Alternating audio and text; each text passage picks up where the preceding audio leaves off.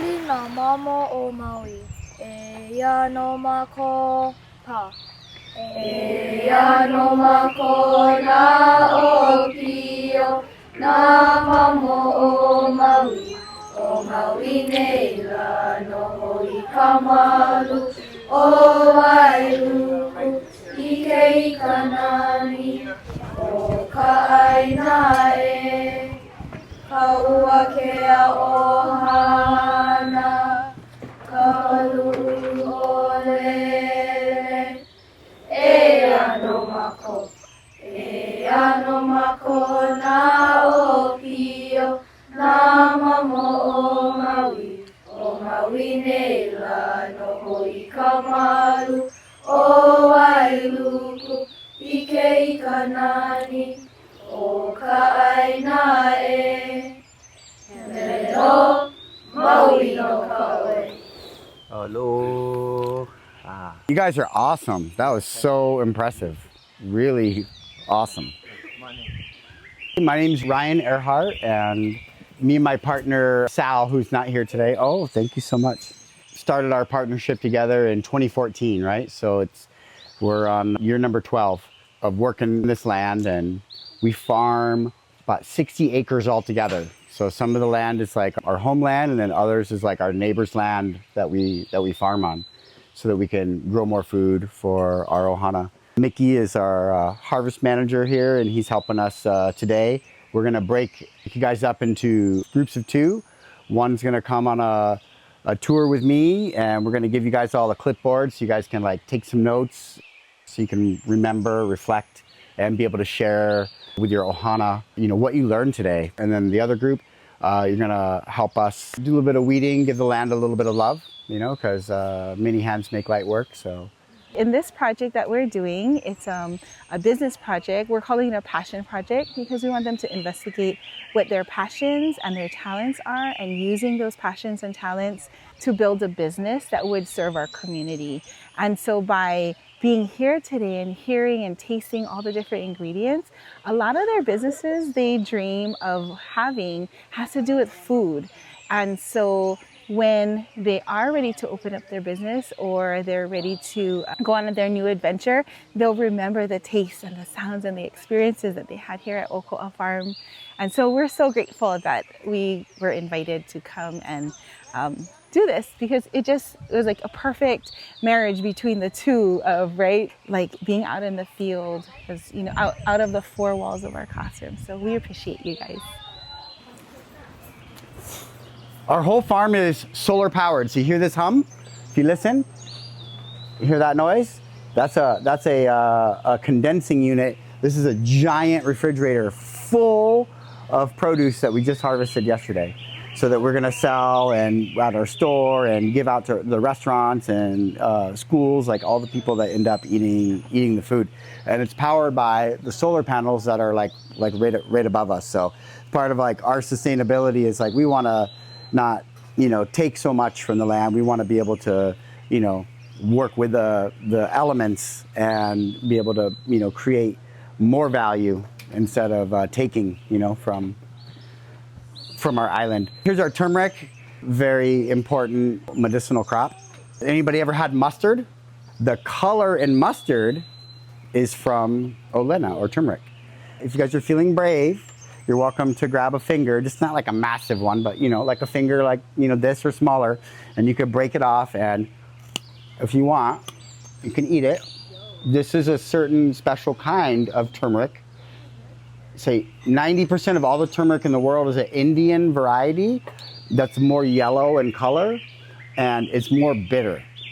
This turmeric is the red Hawaiian olena, and much more pleasant to eat. And it will probably stain your mouth or your tongue a little bit, but then you can kind of show it off, or you look at yourself in the mirror and you have like an orange tongue. You can just grab like a little baby one if you want to just break off a little baby one like that. But you guys can get them. It makes it's medicine, and so it makes your mouth feel a little bit numb, and that's how you know it's good, it's working. It is bitter. It's not spicy. Oh, yeah. It's kind of spicy for me. Oh, you have your water, everybody? You have your water? Oh, yeah. It's better. Oh, it's really better. I'm gonna cry. So this is a pretty sharp tool. It's called a sickle, and it only cuts on the pull, okay? If you can pull it out of the ground, that's good. Right now, after the rain, the soil is pretty loose, so if you can pull them out, that'd be great. And then we're gonna put it right in the back of the truck. We're gonna walk this way, so come on over here. Today is a special day because the Iao Valley 6th graders are here and they're working on a passion project. The passion project is centered around entrepreneurship, and they came to see the farm. So today we've been talking to them about labor and nutrition and the importance of working together and the difficulty of running your own project. Right now they're working together to get some work done, sort of maintenance, where it would take me hours, but I have 17 students behind me who are working together in order to, complete a task together. They've been here all morning, and I think they're really trying to understand what it means to work on an organic farm on Maui, so it's been a great day. I learned many things today, that mulch is really good for plants, and there are so many varieties of plants you can eat, and really interesting plants too, and I really enjoy it here. I'm here because we're learning about our passion project, and everyone who's here is related to growing or sustaining our island. I'm in the 6th grade in Iao Intermediate, and we're here for our passion project, trying to get some information about how your guys' passion turned into your guys' farm and stuff. There's a couple kinds of pond plants here. Papyrus. I remember, you guys know about it? Yes! Yeah. Yes! Did you learn about it? I remember when I learned in school, it's about Egypt yep, stuff. yep, and then that's how they make paper. Yeah. Wait, Yeah, fiber. What it is? It's papyrus, yeah. Look right over behind us. So the pond fills up. We have white Nile tilapia in the pond. So the tilapia are in the pond, and we give them scraps from the farm so that they can eat the mosquito larvae, and they make fertilizer for us. So then that's our fertility. So we get all our nitrogen in there, and then we can pump it out and fertilize. But this is the water hyacinth. This is kind of interesting. Check this material out. Look, feel how light that is. This is it's like carbon, right? It's like the fiber. So that's the roots of the pond plant. Yeah, this has been out of the ground for over a year. Mulch. Because if I pile that all up, mulch is all this is mulch. Because there's no soil, there's no dirt here, right? This is not dirt. You got to go down. You got to get. This is mulch.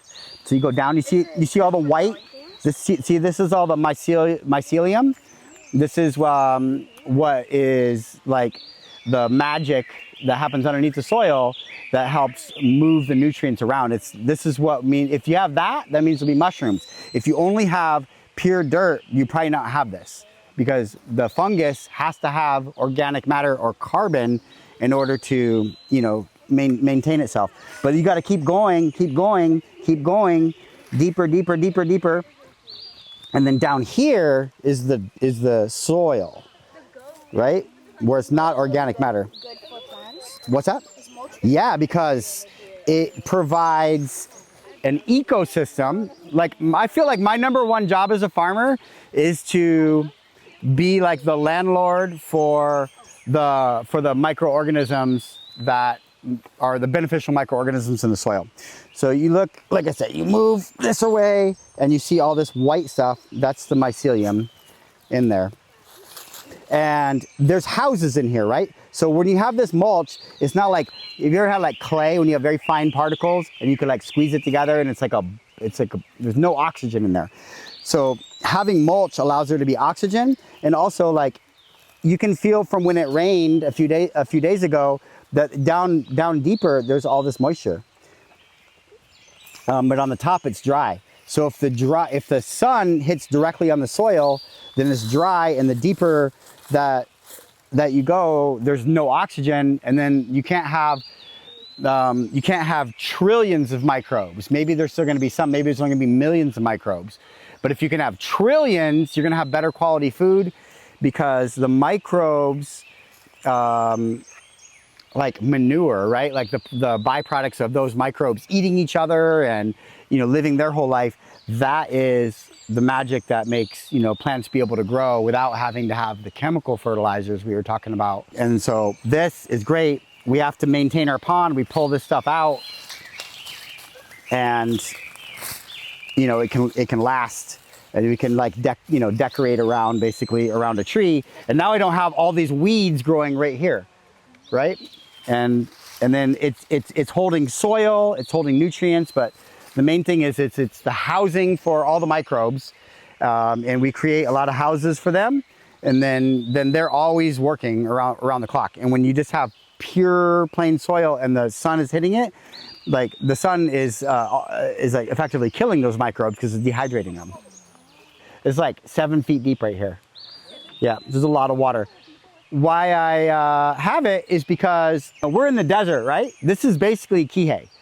For how much rain we get, it's green right now, but it's not always. Sometimes it's all brown over here in the pasture land. Being that we're farming, we have to make sure that we have water security.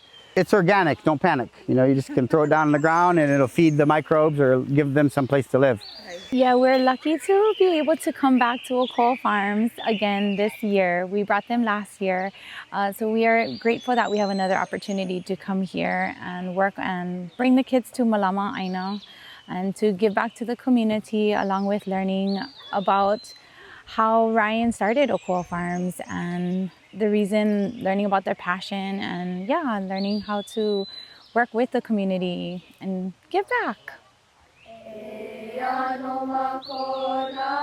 We start with the oli, and then that helps the kids unite together. It talks about that they are from Wailuku, who they are, who we are as one.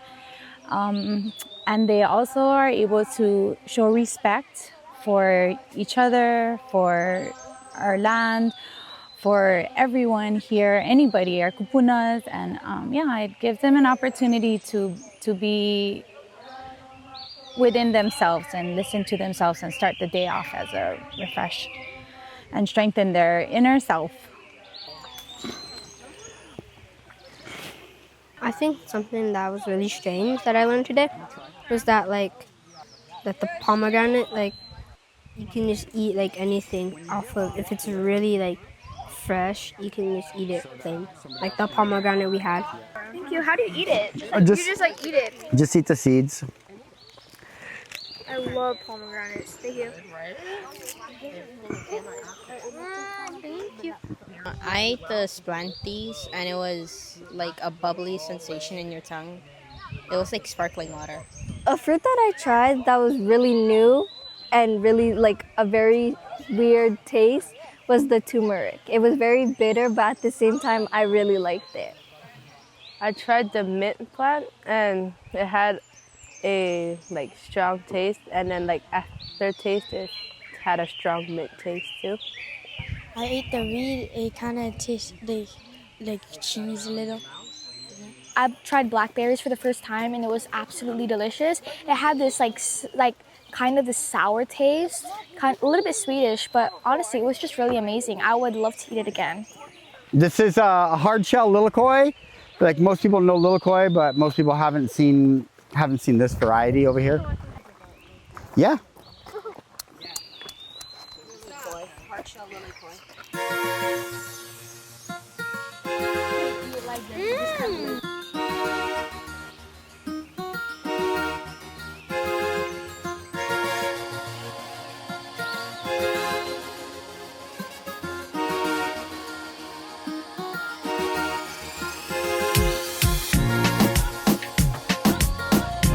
Okay, that's it. You guys got 30 seconds to get out to the road.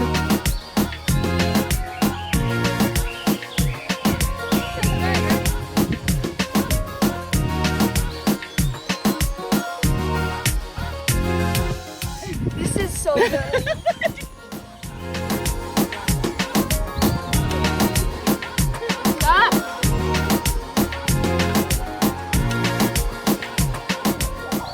we're so grateful that the kids are able to come up and learn about the foods that's going to go into their body and how important it is for those nutrients to be clean, and where is it grown from, how is it grown, and who is it behind making all this food for us to eat. And the kids are curious, so this is the perfect age for them to learn and expose themselves and to get their hands dirty. Instead of always taking and taking, they get to turn their hands over and work onto the land and give back.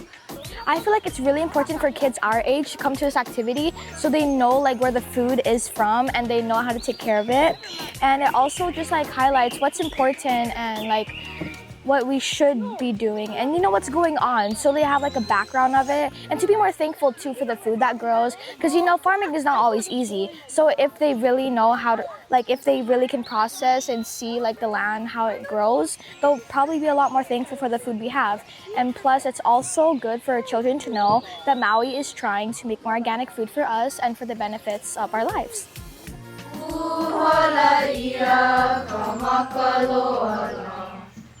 Kuhai ke aloha la, kuhai ia ka haloa la, hawehi mai nā lehua, mai ko'oku ia ka halawa ea, mahalo e ke akua, mahalo e nā kopuna la ea. Mahalo me ke aloha la, mahalo me ke aloha la, mahalo. Mahalo. Thank you guys. That made my day.